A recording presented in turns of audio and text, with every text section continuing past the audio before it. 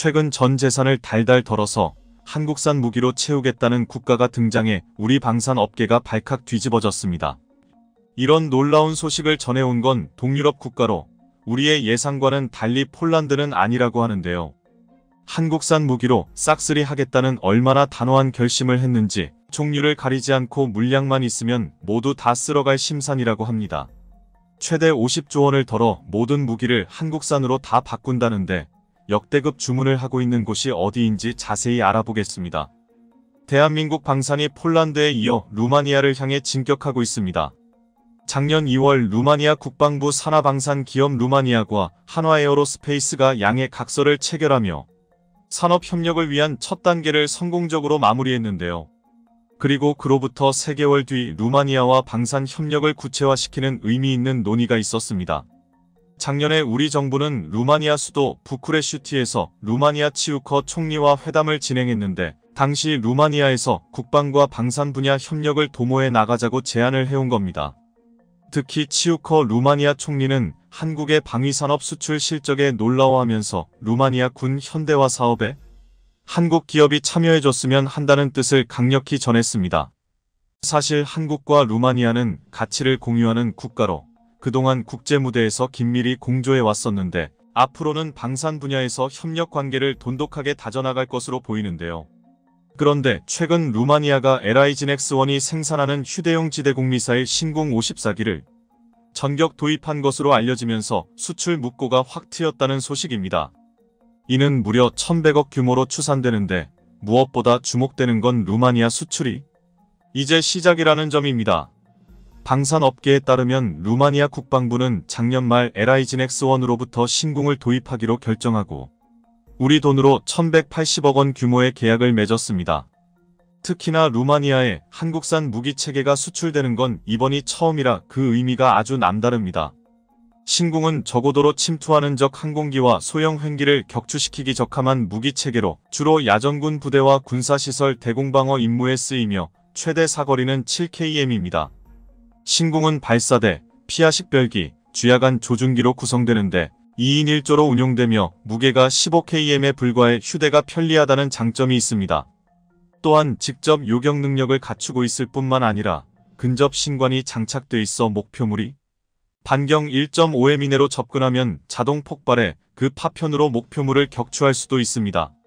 사실 신궁은 북한군의 AN-2 헬기를 격추하려는 목적으로 개발돼 헬기 킬러로 통하는데 이번에 루마니아가 도입할 신궁 54기는 모두 국내에서 제작된 뒤 루마니아로 수출된 것으로 보입니다. 그동안 루마니아 국방부 산하군비총국은 9천억 원 규모의 휴대용 대공 미사일 시스템 구매, 입찰을 진행했지만 입찰에 프랑스 MBD만 참여해 루마니아는 작년 8월 입찰을 취소했었습니다. 상황이 이러자 루마니아는 LIGNX-1과 다국적 기업 탈레스의 입찰 참여를 요청했고 이들의 휴대용 대공 미사일 시스템을 평가해 결국 LIGNX-1과 최종 계약을 맺게 된 겁니다. 이뿐 아니라 루마니아 국방부는 정부 대 정부 계약을 통해 한국에서 휴대용 대공 미사일 시스템을 직접 구매하기도 했을 정도로 적극적인 모습을 보였었습니다. 이뿐 아니라 LIGNX-1은 이번 수출과 별도로 루마니아에서 국영 방산기업인 루마니아과 대공미사일 분야 MOU를 체결한 바 있어 루마니아 유도무기 사업의 추가 수주 가능성이 거론되고 있는데요. 이런 가운데 최근 루마니아 정부와 LIGNX-1 간 신궁 수출 계약식에 참석한 방사청은 현지에서 루마니아 군 고위급 인사들을 만나 K9의 수출 사업을 논의하면서 분위기가 현재 한화에어로스페이스의 K9은 루마니아의 신형 자주포 도입 사업에 입찰해 독일, 터키어의 무기체계들과 경쟁 중입니다.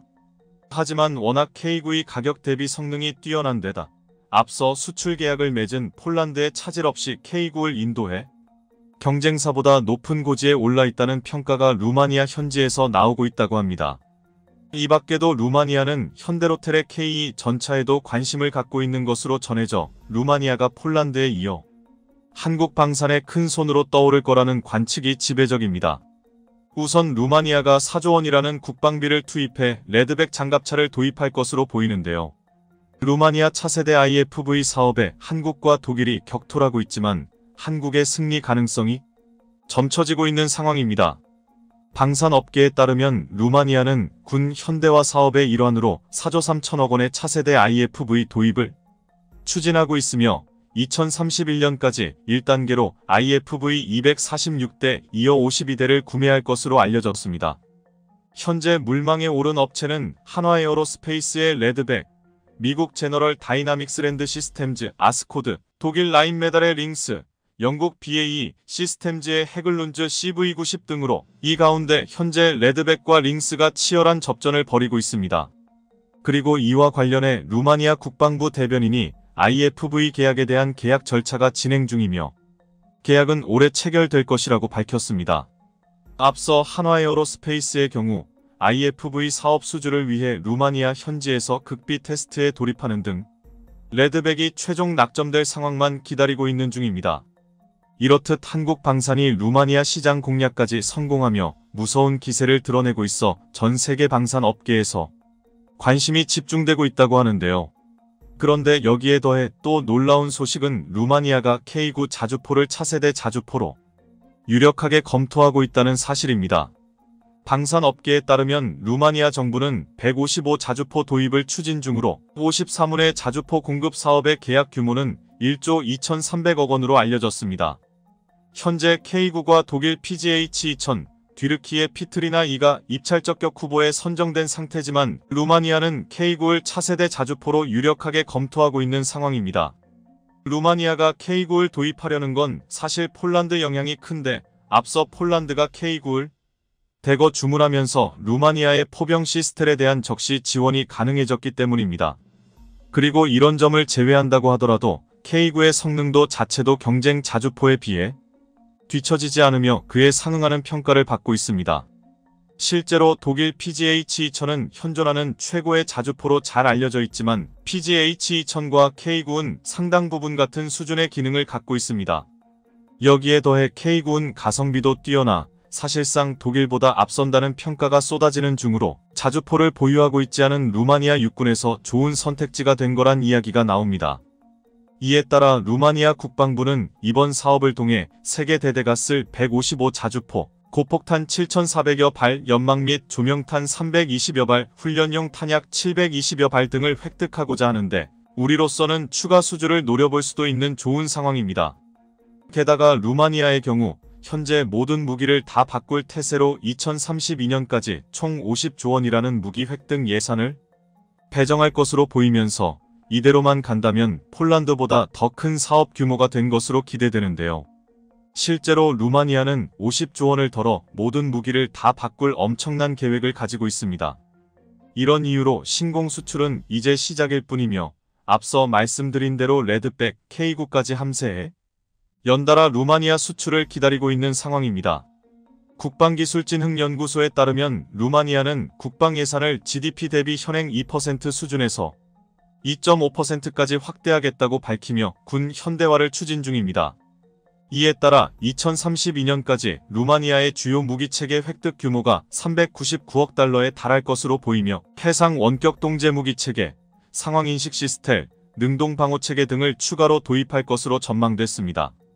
실제로 루마니아는 우크라이나 전쟁 이후 재래식 무기 확보를 가속하고 있고 향후 10년간 전차장갑차 획득 예상 규모가 930대 65억 달러에 이를 것으로 추산되고 있는데요. 그만큼 루마니아 방산업계는 시장성이 높은 상황으로 이에 한국 방산업계는 폴란드급으로 엄청난 기회를 맞이할 것으로 기대됩니다. 특히나 그동안 루마니아가 한국과 방산 협력을 탄탄히 구축해온 만큼 우리에게 유리한 상황으로 흘러갈 거란 이야기가 많습니다. 그리고 실제로 루마니아와 우리 군 당국과 방산업계는 재작년부터 방산 협력을 위한 자리를 꾸준히 마련해오고 있었으며 유의미한 결과도 나와 올해부터 본격적으로 관련 사업들이 구체화될 거란 관측이 나옵니다. 그 일환으로 방사청과 루마니아 군 관계자들은 앞서 작년 7월에 열린 한 루마니아 방위산업협력회의를 열고 비즈니스 기회를 창출할 수 있는 방안을 미리 논의했었는데요. 이 자리에는 한국과 루마니아 방산업계가 총출동했는데 실제로 한국과 루마니아의 국방 분야에서 전문성을 인정받은 의사결정권자 120명이 대거 참석해 실질적인 이야기가 오고 갔었습니다. 실제로 한화에어로스페이스, 현대로템 등 루마니아에서 엄청난 관심을 보이고 있는 국내 방산업체 관계자들이 참석해 무기 체계를 직접 소개했는데, 당시 루마니아 측에서 한국은 최고의 방위산업 협력 파트너라고 칭송하기도 했다는 후문입니다. 이쯤 되면 한국과 루마니아는 이제 방산협력을 넘어 경제협력의 새로운 도약을 열 것으로 보이는데요. 이렇듯 여전히 뜨거운 러브콜을 받고 있는 한국 방산은 작년에 힘입어 올해에도 좋은 흐름을 이어갈 것으로 기대됩니다. 일단 지난해 국내 4대 방산기업의 매출은 20% 넘게 성장하고 영업이익도 50% 가까이 증가하는 놀라운 역사를 만들어냈는데요. 방산업계에 따르면 한화에어로스페이스, KAI, 현대로템, LI진엑스원 등 4대 방산기업이 작년 합산 매출은 18조 3천억 원으로 1년 전보다 24% 증가한 것으로 추산됐습니다. 분단 상황에도 자주국방을 위해 실력을 키워온 한국 방산이 세계 무대에서 본격적으로 경쟁력을 인정받으며 수출에도 기여하고 있는 상황인데요.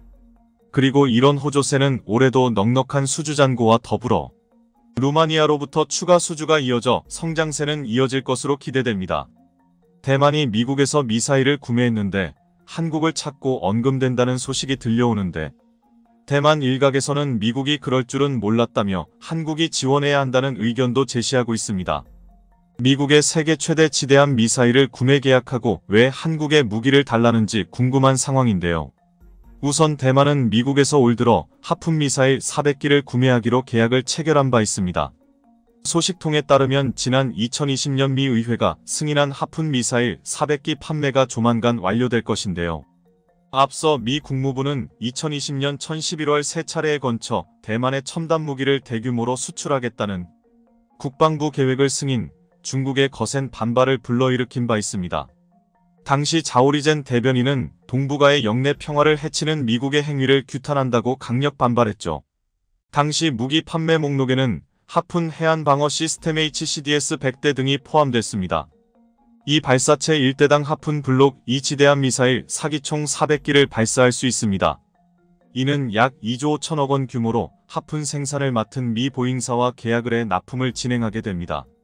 이번 발표의 구매자가 누구인지는 명시되지 않았으나 복수의 소식통은 대만을 위해서 미 해군이 발주한 것이라고 설명했다고 블룸버그는 전했습니다. 이러한 판매 배경에는 여러 가지가 있지만 최근 중국은 계속 대만 섬을 에워싸는 훈련을 해왔습니다. 최근에도 중국함이 대만을 위협하러 대만 해협에 출몰하자 미국 이지스함이 대응 출격을 했습니다. 미 CIA 등 정보 당국은 짧게는 2025년부터 중국의 침공이 예상된다고 길지 않을 것이라 답변한 바 있으며, 현재 러시아 전쟁을 지켜본 중국 입장에서는 대만 침공을 시뮬레이션하는 과정이라 할 수 있습니다. 또한 중국은 붕어빵 찍어내듯이 항구에서 함정을 동시에 15척을 건조하는 모습도 보이고 있는데, 미군에서도 이러다가 2035년경에는 중국이 미국의 해군력을 추월한다는 보고서가 나올 지경이 됐습니다. 이러한 분석은 주식의 대가 워렌 버핏에게도 TSMC 주식 41억 달러를 전량 매도하게 했습니다.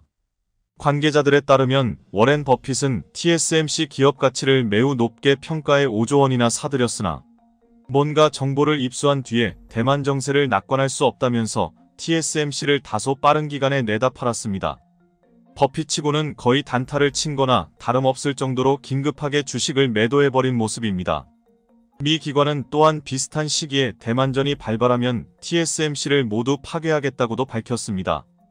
현재 대만이 미국에 짓고 있는 TSMC는 그러한 측면에서 삼성전자와는 성격이 다를 수 있습니다. 삼성전자는 다분히 투자 혹은 정치적 이슈이나 대만 TSMC는 생존에 관한 의미도 들어갔는데요. 실제 수년 내에 전쟁이 발발하면 모든 시선을 파괴한 뒤 TSMC 기술자를 모두 미국에 데려가겠다고 했습니다. 이처럼 전례 없는 긴박한 배경이 미중 간에 흐르고 있는 정세가 지속되고 있는 상황인데요. 그러다 보니 지난 2020년에 하푼 미사일을 승인한 것을 이제 전격 이행에 옮기기로 한 것입니다. 중국은 당연히 강력히 반발하는데 이 하푼 미사일은 대만 침공에 있어 가장 껄끄러운 대상이기 때문입니다. 중국은 다수의 함정을 대만에 접근시키고 상륙하면서 동시에 대만을 공략할 계획을 세우고 있는데, 하푼 미사일의 사거리는 대략 125km로 대만 해협의 가장 좁은 곳의 너비와도 거의 유사한 데다가 하푼 미사일의 정밀 타격 능력으로 인해서 대만의 접근 자체가 매우 어려워질 수 있다는 겁니다. 하지만 지금까지 미국은 코로나를 비롯해서 그래도 미중 관계를 고려해 판매하지 않았지만 이제 러시아 사태도 일어났으며 중국이 계속해서 대만 주변을 합정으로 포위하며 시뮬레이션하자 이제 곧 수년 내에 전쟁이 발발할 수도 있다는 우려 가운데 하푼 미사일을 승인한 걸로 보입니다. 또한 불안한 대만에서도 이제 서둘러 미국 무기를 구매하는 국면으로 흐르고 있다는 점입니다. 또한 미국은 대만과 엄청난 군수품 계약을 맺어놨는데 이것의 규모는 총 25조 원에 달하고 있는데요. 미국이 대만에 판매하기로 예정된 무기에는 F-16 블록 70 전투기, MK-48 어뢰, 팔라딘 자주포 등이 있으며 러시아 전쟁을 지켜본 미국 상황에서는 미중 관계를 고려해 시간을 끌고 중국을 배려하는 것보다는 당장 대만의 무기고를 채워넣고 빠르게 대만에 납품하는 것이 자국의 이익이라 판단한 것입니다. 특히 미국은 현재 러시아 전쟁에서 큰 교훈을 얻었는데 무기가 크게 모자라다는 점입니다. 탱크 잡는 제블린 같은 경우에는 6개월가량 지속적으로 투입되자 그 물량이 바닥나 버렸습니다. 게다가 미국은 우크라뿐만 아니라 주변국인 폴란드 등 유럽에서 받은 주문이 엄청나게 밀려 있습니다. 하지만 폴란드의 경우 패트리어트 역시 5년이 걸려도 납품이 안 되어 전혀 냄새도 맡지 못했으며 그 밖의 국가들 역시 미국의 군수품을 주문만 해놓고 지체되는 시간에 발만 동동 구르고 있는 형국이죠. 그러다 보니 미국은 이제 다음 전쟁 발발 대상으로 꼽히는 대만을 서둘러 챙겨야겠다는 생각이 든 겁니다. 또한 25조 원의 계약 중에 하푼 미사일을 진행한 것은 그만큼 대만전이 촉박했다는 분석을 하고 있다는 겁니다. 중국이 대만 상륙 모의 훈련을 반복하고 있으며 여기에 미국의 함정까지 공격하려 하기 때문에 애초에 대만 해안선에 정밀 타격이 가능한 지대함을 배치하지 않으면 안 된다는 결론이 나온 것이죠. 그러다 보니 무엇보다도 신속하게 400기의 하푼 미사일을 해안선에 배치하자는 의도로 보입니다. 미국은 공군력이 막강하나 아무래도 미 본토에서 대만 해협까지는 상당한 거리가 떨어져 있고 시간을 벌어주면서 중국 해군을 억제할 수 있는 억제기가 가장 먼저 필요하다는 의견이 나온 겁니다. 그런데 여기서 대만은 순조롭게 납품 계약을 했음에도 불구하고 망연자실한 소식을 듣게 되는데요. 미 국방부가 보잉과 맺은 계약에서 하푼 블록이 미사일 400기가 2029년 3월에 생산 완료된다는 겁니다. 2029년이면 지금보다 6년이나 뒤이기 때문에 이는 매우 늦어지는 타이밍이라 할 수 있는데 이러한 소식이 나가자 군 관련 각종 채널에서는 그 사이에 전쟁 나겠다는 우려가 나오고 있습니다. 미 매체 블룸버그는 지난해 말 기고를 통해서 미국은 전쟁할 준비가 안 되었다고 일갈했습니다. 그러면서 이번 러시아 전쟁을 보면 미국의 군수물자는 전쟁할 정도의 물량이 안 된다고 지적한 겁니다. 미국 군수물품 자체도 모자란데 여기서 신규로 더 많은 물량을 원활하게 공급하는 건 불가능하다고 한 겁니다.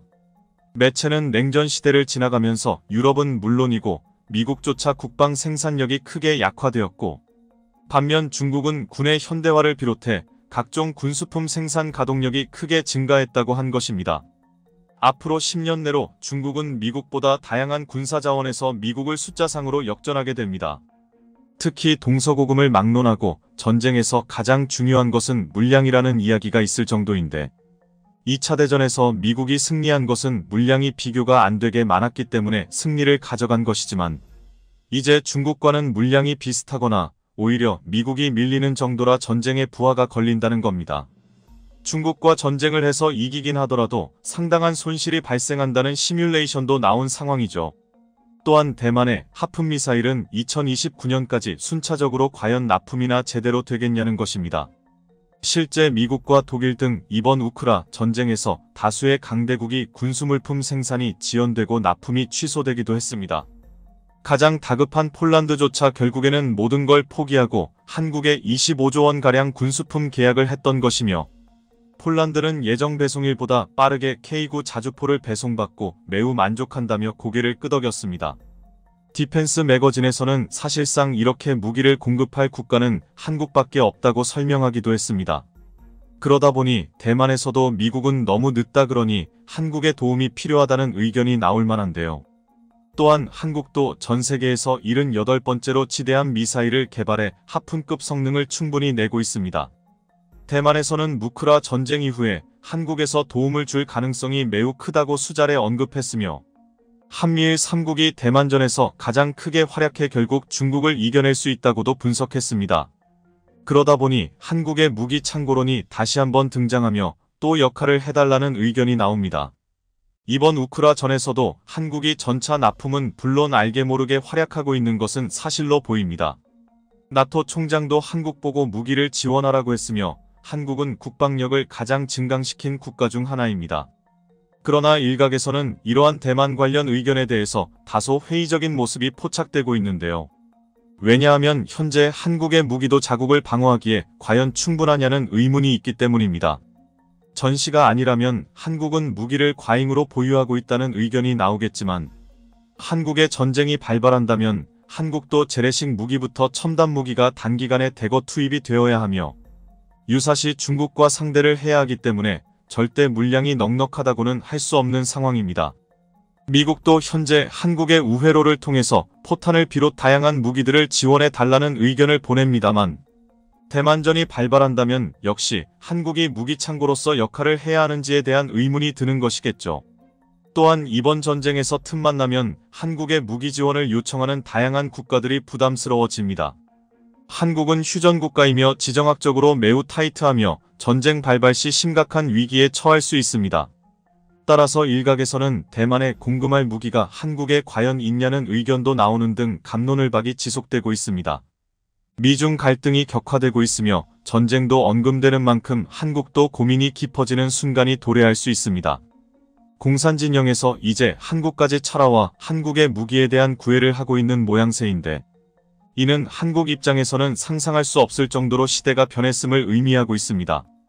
한국의 K방산이 사회주의 체제 국가에도 뻗어나가는 게 아닌가 하는 놀라움이 감지되는데요. 그런데 이에 관해 한국에서 뜻밖의 싸늘한 반응이 연출되고 있는 모습이 나오고 있다는데요. 현재 베트남에서는 왜 한국에 K9를 요구하는지와 또한 한국은 그런 반응이 나오는지 살펴보겠습니다. 우선 최근 한국에 실제 이렇게 베트남에서까지 방산 요청이 오는 것은 매우 놀랄만한 일이고 심지어 영국 주요 매체에서까지 관심을 가질 정도로 한국의 방산에 관심이 쏠리고 있다고 하는데요. 영국 매체는 베트남 같은 동남아에서 한국으로 무기 구매를 하려는 이유가 있다고 전합니다. 영국 이코노미스트지는 한국 상황에 대해 대서특필하며 동남아에서 러시아 무기 수요 축소라는 제목으로 현재 동남아에서는 한국이 러시아 대신에 엄청난 수혜를 입을 것으로 내다봤습니다. 그들은 동남아시아 지역에서 러시아 무기 판매가 금감한 뒤 최대 승자는 한국이라 평가했습니다. 이코노미스트지는 러시아가 동남아시아 지역 최대 무기 공급원이었지만 우크라이나 전쟁 이후에 판매가 붕괴했고 앞으로 살아날 것 같지 않다고 진단하면서 한국을 언급한 상황입니다. 가장 현실적인 이유로 이번 전쟁에서 러시아 무기의 성능이 형편없음이 드러난 것입니다. 압도할 줄 알았던 전쟁 초반에 러시아는 크게 고전했고 상대적으로 값싼 미국의 드론과 제블린에 당했습니다. 게다가 러시아 무기를 계속 사려고 해도 힘든 것이 되러 제재 강화로 인해서 러시아 방산업체들이 무기 제작에 필수적인 첨단 기술에 접근하기가 어려워졌기 때문인 이유를 들 수 있습니다. 아무리 러시아 무기더라도 일부 레이더나 반도체는 미국 등 서방 세계 제품을 탑재하고 있습니다. 그러나 현재 모든 첨단 무기 수출입이 금지되니 사실상 무기 자재 생산도 어렵다는 말이 됩니다. 또한 일부 국가는 러시아 무기 구매로 평판이 나빠질까봐 걱정한다는 이유를 들었습니다. 러시아는 이미 공공연한 전범국 취급을 당하는데 그들과 거래하는 것은 신뢰할 수 없는 국가로 지부됩니다. 이코노미스트지는 러시아 무기 거래상들이 빠져나간 데 따른 최대 승자는 한국이라고 말했습니다. 스웨덴 싱크탱크인 스톡홀름 국제평화연구소에 따르면 수출 강국인 한국은 EJ 지역 최대 무기 공급자입니다. 이코노미스트지는 한국의 무기는 가격, 품질, 금융, 신속 배송에서 강점이 있다고 말했습니다. 특히 돈 없는 나라에는 수출입은행이 나서 차관을 제공해주며 부담을 덜어주고 있습니다. 또 한국 업체들은 토착 방위 산업이 없는 동남아 국가들의 기꺼이 기술을 전수합니다. 미국이나 일본, 유럽 등은 기술 이전에 매우 인색하지만 한국은 훨씬 완화된 조건을 제시합니다. 현지 생산을 협력을 통해서 고용도 창출하며 상생하는 국가로 선호도가 높다는 평가가 이어집니다. 다른 장점은 동남아의 거대한 지정학적 이슈에 관여하지 않는다는 점인데요. 이는 영내 국가들에겐 매우 중요한 일입니다. 어찌 보면 한국은 휴전국으로 한반도에 묶였습니다. 때로는 이것이 한국을 불만스럽게 하지만 모든 각종 정치, 전쟁 이슈에서 스스로를 보호하게 합니다. 우크라이나에 무기를 직접 지원하지 않는 것도 북한과 관련된 안보사안이 위중하기 때문입니다. 동남아에서 무슨 일이 일어나던 담장 한국은 자국 일에만 집중하는 중립적 성향을 보입니다. 또한 중국은 러시아를 대체하려고 하지만 잘 되진 않는 것 같다고 이코노미스트지가 진단했습니다. 이코노미스트지에 따르면 동남아시아에서 중국의 무기 판매는 2021년 기준 5년 전에 비해 40% 줄었습니다. 중국산 품질 문제도 있는데 태국은 2017년 중국과 10억 달러 규모의 잠수함 구매 계약을 맺었지만 이는 중국 엔진 문제로 암초에 부딪혔고 독일제 엔진을 사려 했지만 독일 정부에 막혔습니다. 또 미얀마 군사정권조차 중국 파키스탄 합작 기업이 제작한 전투기의 품질에 물만을 품고 있습니다. 따라서 동남아시아 국가들이 무기를 어디서 사는지는 큰 이슈가 되었습니다.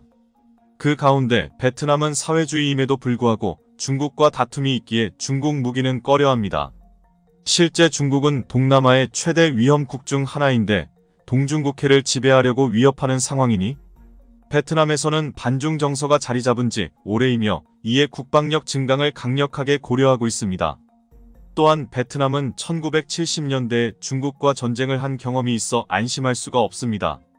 일각에서는 아무리 그래도 베트남과 중국의 관계는 사회주의니까 낫지 않겠냐는 의견도 제기하는데 최근 양국 회담을 보면 일방적으로 중국 외교부가 자기 주장만 하고 가는 게 반복되고 있습니다.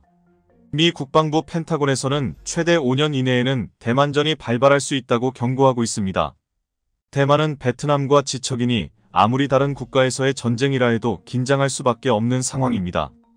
우크라전이 일어난 다음 가장 빠르게 움직인 게 폴란드와 같은 인접국가라는 것도 같은 맥락이죠.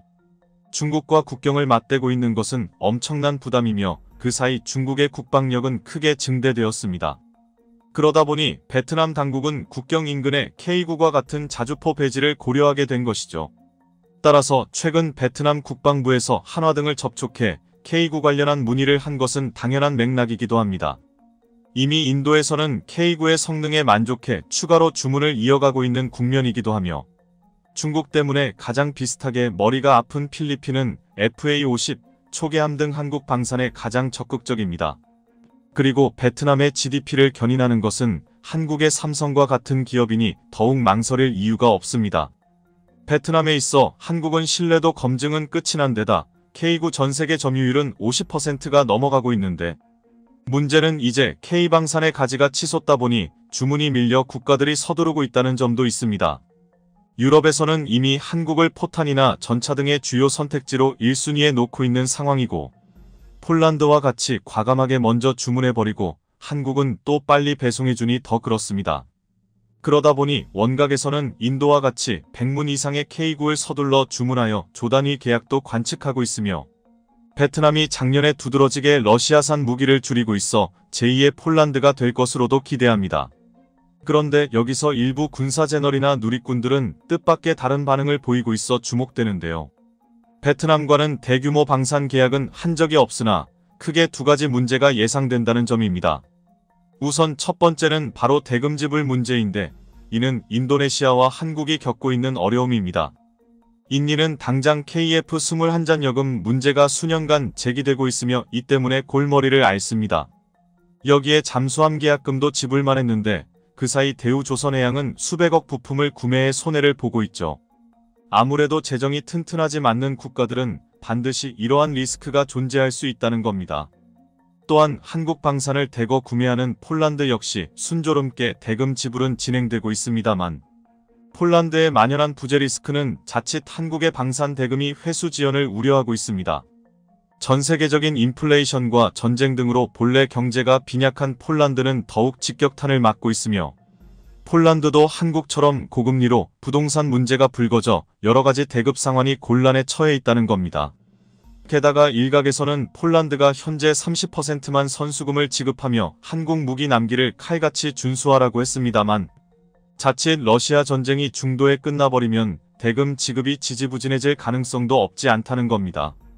대부분이 폴란드의 박수는 치고 있지만 배송만 빠르게 받고 대금은 장기간으로 해놨다는 것이며 화장실 들어갈 때와 나올 때 마음이 달라지듯 대급 회수 우려는 항상 주의해야 하는 부분이죠.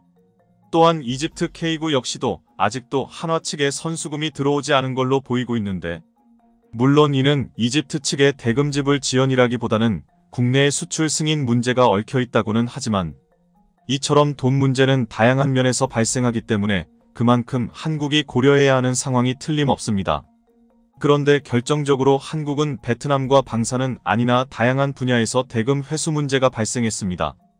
포스코, 현대건설 등은 베트남과 인프라 공사를 진행하며 여전히 대금 회수로 애를 먹고 있습니다.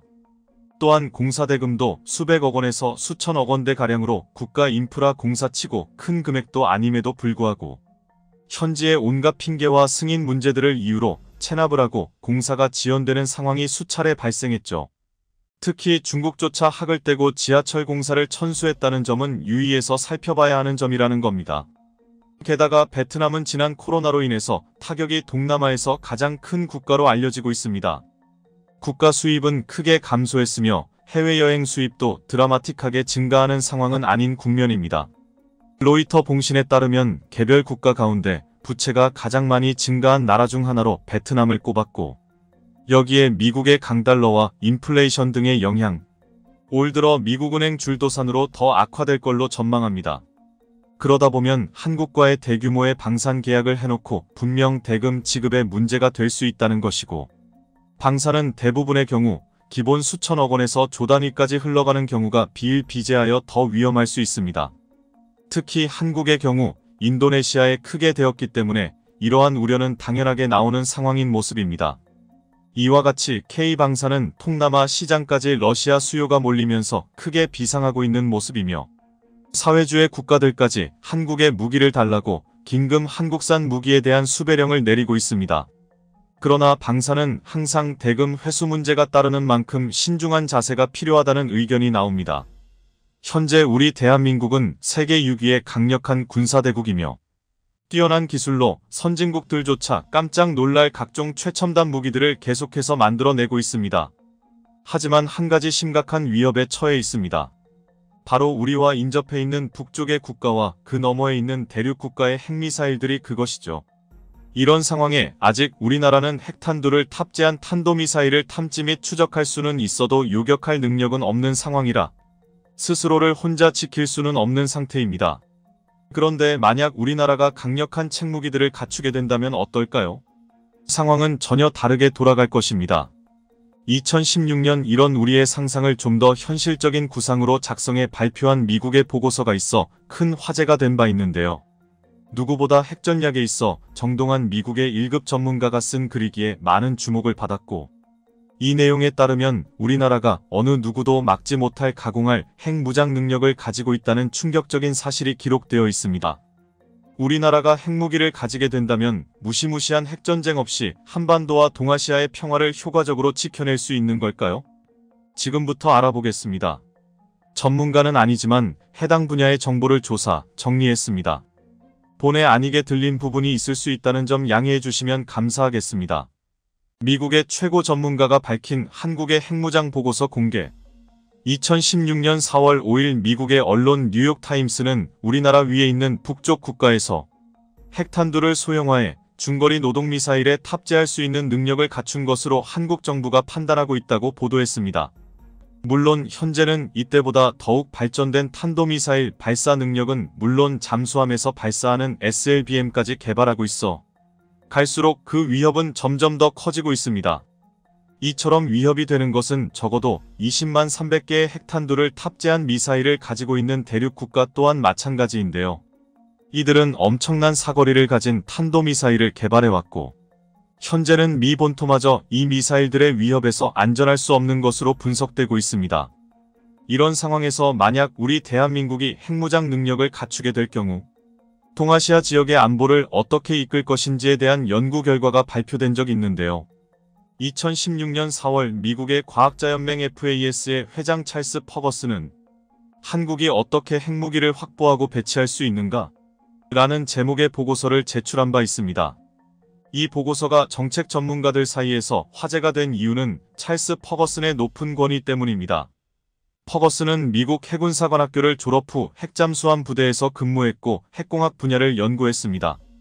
이후 미 국무부 핵정책부서의 물리학자, 핵무기 관련 연구소 상담역, 유명협회의 핵정책 담당 국장역을 맡았으며 2010년부터는 미국 과학자연맹의 회장입니다.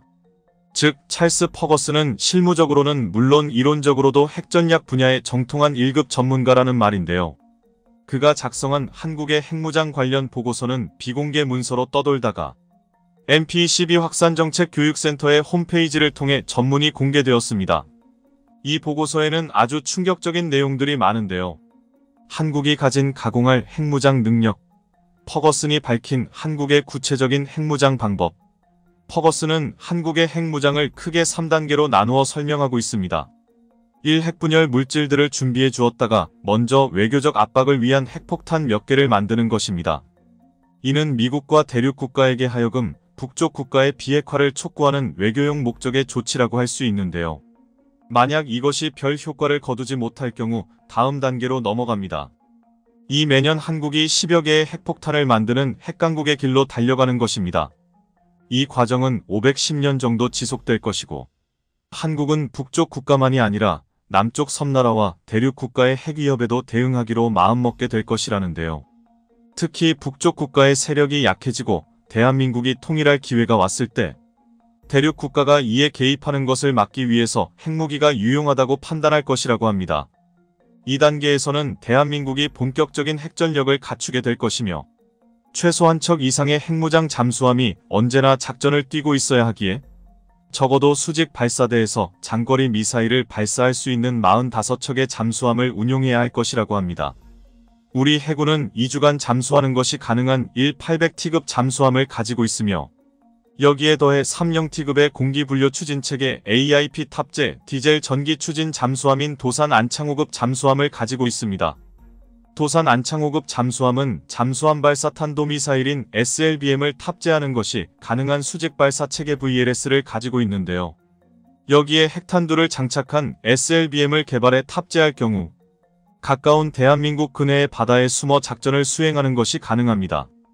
이건 개인적인 의견이지만 SLBM을 통해 주변국으로 하여금 우리를 위협할 수 없게 하려면 결국 실질적으로는 SLBM을 탑재한 원자력 추진 잠수함 SSBN이 필요할 텐데요. 핵무기마저 개발하게 된 상황이라면 SSBN을 갖추지 못할 이유가 없으니 이미 이 시점에서 우리는 최강의 비대칭 전력으로 손꼽히는 핵탄두 SLBM과 SSBN을 갖추고 있을 겁니다.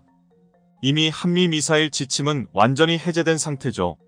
우리 군은 현재 사거리 800km의 탄두 중량 2.5T, 180m의 지하시설을 관통할 수 있는 괴물급 탄도미사일 현무사를 가지고 있으며 탄두 중량을 줄임으로써 사거리를 대폭 늘릴 수 있습니다.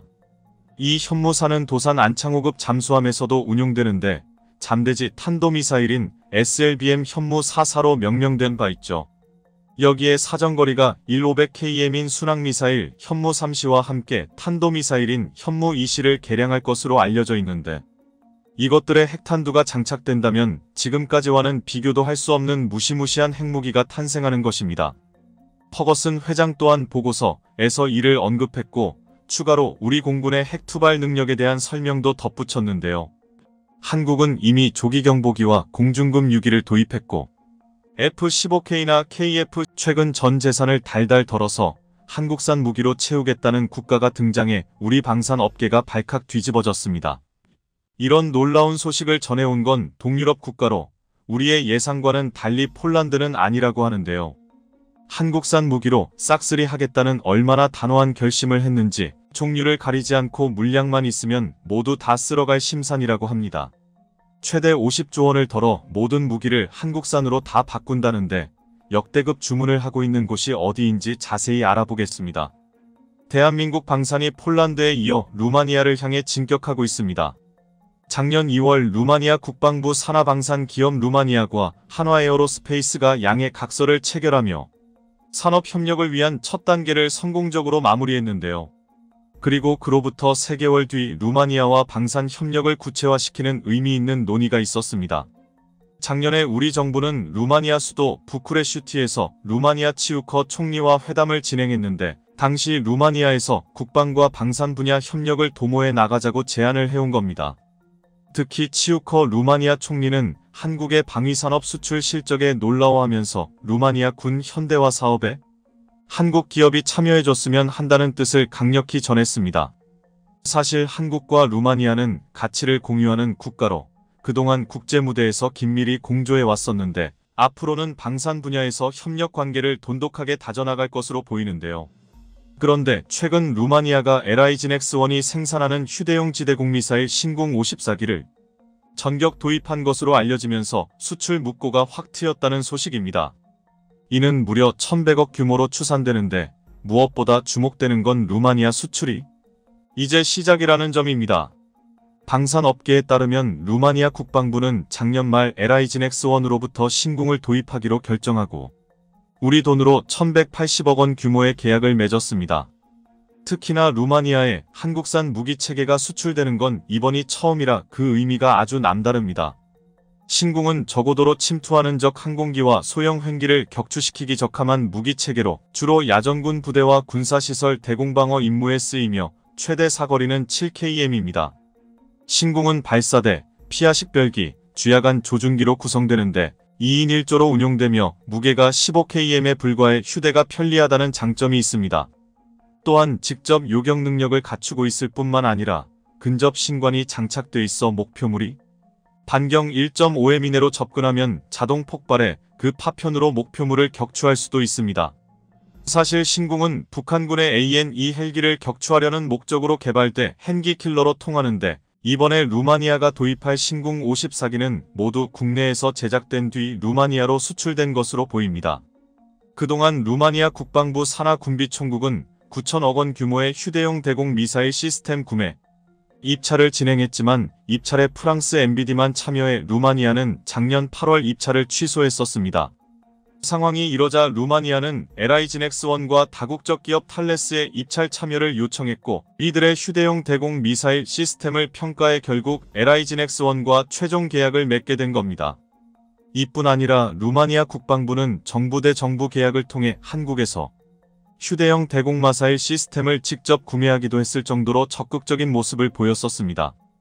이뿐 아니라 LIGNX-1은 이번 수출과 별도로 루마니아에서 국영 방산기업인 루마니아과 대공미사일 분야 MOU를 체결한 바 있어 루마니아 유도무기 사업의 추가 수주 가능성이 거론되고 있는데요. 이런 가운데 최근 루마니아 정부와 LIGNX-1 간 신궁 수출 계약식에 참석한 방사청은 현지에서 루마니아 군 고위급 인사들을 만나 K9의 수출 사업을 논의하면서 분위기가 현재 한화에어로스페이스의 K9은 루마니아의 신형 자주포 도입 사업에 입찰해 독일, 터키어의 무기체계들과 경쟁 중입니다. 하지만 워낙 K9의 가격 대비 성능이 뛰어난 데다 앞서 수출 계약을 맺은 폴란드에 차질 없이 K9를 인도해 경쟁사보다 높은 고지에 올라 있다는 평가가 루마니아 현지에서 나오고 있다고 합니다. 이 밖에도 루마니아는 현대로텔의 K2 전차에도 관심을 갖고 있는 것으로 전해져 루마니아가 폴란드에 이어 한국 방산의 큰 손으로 떠오를 거라는 관측이 지배적입니다. 우선 루마니아가 4조 원이라는 국방비를 투입해 레드백 장갑차를 도입할 것으로 보이는데요. 루마니아 차세대 IFV 사업에 한국과 독일이 격돌하고 있지만 한국의 승리 가능성이 점쳐지고 있는 상황입니다. 방산업계에 따르면 루마니아는 군 현대화 사업의 일환으로 4조 3천억 원의 차세대 IFV 도입을 추진하고 있으며 2031년까지 1단계로 IFV 246대, 이어 52대를 구매할 것으로 알려졌습니다. 현재 물망에 오른 업체는 한화에어로스페이스의 레드백, 미국 제너럴 다이나믹스 랜드 시스템즈 아스코드, 독일 라인메달의 링스, 영국 BAE 시스템즈의 해글룬즈 CV90 등으로 이 가운데 현재 레드백과 링스가 치열한 접전을 벌이고 있습니다. 그리고 이와 관련해 루마니아 국방부 대변인이 IFV 계약에 대한 계약 절차가 진행 중이며 계약은 올해 체결될 것이라고 밝혔습니다.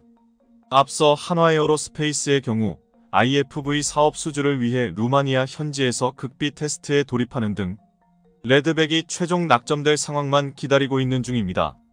이렇듯 한국 방산이 루마니아 시장 공략까지 성공하며 무서운 기세를 드러내고 있어 전 세계 방산 업계에서 관심이 집중되고 있다고 하는데요. 그런데 여기에 더해 또 놀라운 소식은 루마니아가 K9 자주포를 차세대 자주포로 유력하게 검토하고 있다는 사실입니다.